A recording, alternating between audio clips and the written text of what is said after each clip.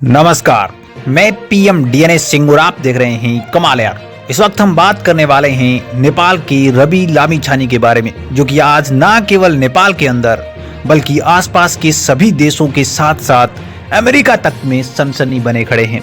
ऐसा क्या कर दिया है उन्होंने। और दोस्तों, उन्होंने जो किया है वो कहीं ना कहीं देखा जाए तो ऑटोमेटिक शुरू हुआ था। मैं कहूं कि संयोग से शुरू हुआ था और उसके बाद से वो इतने ज्यादा पॉपुलर हो चुके हैं। अब वो नेगेटिव वे में जाएगा या पॉजिटिव वे में जाएगा वो आने वाला वक्त बताएगा, लेकिन उनके प्रोस्पेक्टिव देखा जाए तो वो पॉजिटिव लगते हैं। और अगर देखा जाए कहीं ना कहीं न्यायालय के या फिर हम कहें कि कोर्ट के पर्सपेक्टिव तो वो गलत भी लगते हैं।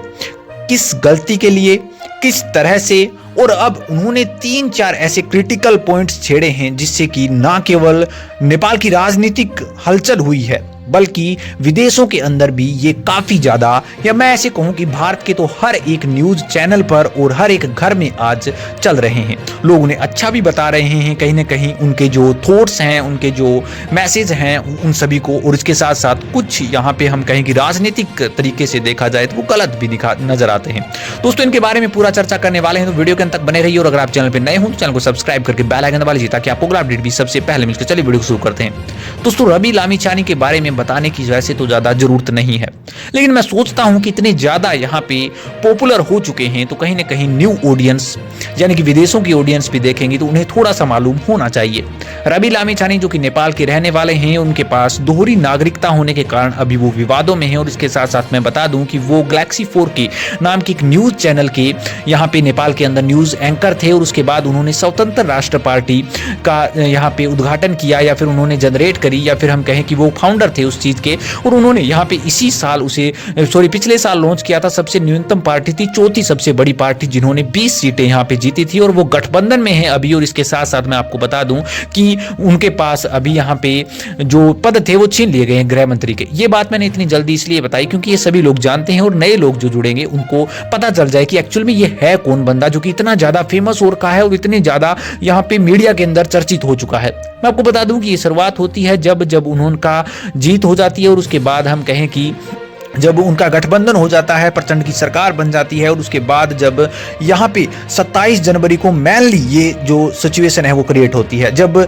यहाँ पे न्यायालय का आदेश आता है कि आपके पास 2018 के बाद कहें तो जो दोहरी नागरिकता है, इसके साथ साथ जो नेपाल का पासपोर्ट या फिर हम कहें नागरिकता है वो रद्द कर दी गई है। और अब आप अमेरिका के थे तो हम कह सकते हैं कि ये उचित नहीं है। इसके अकॉर्डिंग उनका जो गृह मंत्री का पद था और जो उप प्रधानमंत्री का पद था वो हटा लिया जाता है। मेनली बात यह है कि अभी तक पूर्ण रूप से नहीं हटाया क्योंकि फाइनल डिसीजन नहीं आया। फाइनल डिसीजन आएगा जिस प्रकार से उसी प्रकार से किया जाएगा। लेकिन कहीं ना कहीं देखा जाए तो रवि लामिछाने का ये कहना है कि उन्होंने पहले भी ये चीज करी थी, और जब उन्होंने यहाँ पे 1-2 बार ट्राई करा था वहां पर जाके जहाँ पे ये जो नागरिकता है वो बदलाई जाती है, उन्होंने कुछ गौर नहीं करी। और इसके साथ साथ कहीं ना कहीं देखा जाए कुछ गलती मेरी भी है, लेकिन कुछ प्रशासन की भी गलती है जो उन्होंने इस पर एक्शन नहीं लिया उस टाइम जब मैं आया था वापिस। और उसके बाद मैंने बताने की कोशिश करी थी, लेकिन कहीं भी रुका भी नहीं। मैं आया, उसके बाद मेरा जो नेपाली पासपोर्ट था वो आज तक नहीं रुका कहीं भी। इसका मतलब मैंने ये सोचा कि ये चालू है और इससे बदलाने की कोई जरूरत नहीं है। तो इसका मतलब ये हुआ कि यहाँ पे पर्सपेक्टिव ये है कि रवि लामिछाने है वो सही है। न्यायालय भी अपनी जगह सही है क्योंकि उनके पास दोहरी यहाँ पे नागरिकता है, तो ये भी सही है।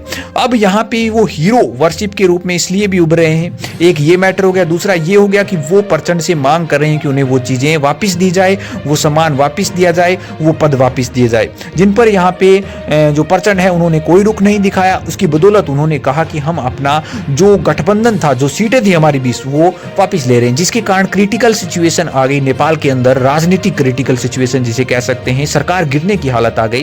और तीसरी बड़ी बात, उन्होंने यहाँ पे मीडिया को लताड़ दिया, या फिर हम कहें कि उन्होंने दूसरी ओर जो मोदी है उनको एक बड़ा बहुत ही ज्यादा क्रिएटिव मैसेज दिया, जिसका वीडियो हमने बना रखा है वो आप देख सकते हैं। इससे नीचे वाला वीडियो ही, यहाँ पर हम कहें कि इससे बैक वाला वीडियो आपको मिल जाएगा, वो देख सकते हैं आप क्या उन्होंने कहा था उसके बारे में। और दोस्तों, इसीलिए वो चर्चा में है। अब यहाँ पे बात ये रह जाती है कि इतने ज्यादा स्टार बन चुके हैं आज, वो ना केवल नेपाल के स्टार हैं बल्कि पूरे वर्ल्ड वाइड स्टार हैं। और अगर कहीं ना कहीं देखा जाए दोस्तों तो न्यायालय का उनके पक्ष में फैसला आ जाता है तो वो एक बहुत बड़े लीडर की ओर निशानी करता है। वो बहुत वर्ल्ड वाइड लीडर कहलाने लायक हो जाएंगे और इसके साथ साथ मैं कहूंगा कि मोदी के साथ बैठने के लायक हो जाएंगे। वैसे वो अभी भी बैठ सकते हैं लेकिन मोदी की बराबरी करने के लायक हो जाएंगे। अभी उन्हें केजरीवाल से नाम से जाना जाता है, मैं आपकी यहाँ पे नॉलेज के लिए बता दूं। लेकिन आपकी क्या राय इसके बारे में? क्या रवि लामिछानी सही है? क्या रवि लामिछानी गलत है? क्या प्रशासन की गलती थी? क्या रवि लामिछानी की गलती थी? इन सारे सवालों के जवाब आप दे सकते हैं कमेंट सेक्शन में। चलिए आज के लिए इतना रखते हैं, कोई नया अपडेट मिलता है फिर आपके सामने हाजिर हूं। तो वीडियो को लाइक कीजिए, शेयर कीजिए और अगर आप चैनल पर नए हो चैनल को सब्सक्राइब करके बेल आइकन दबा लीजिए ताकि आपको अपडेट भी सबसे पहले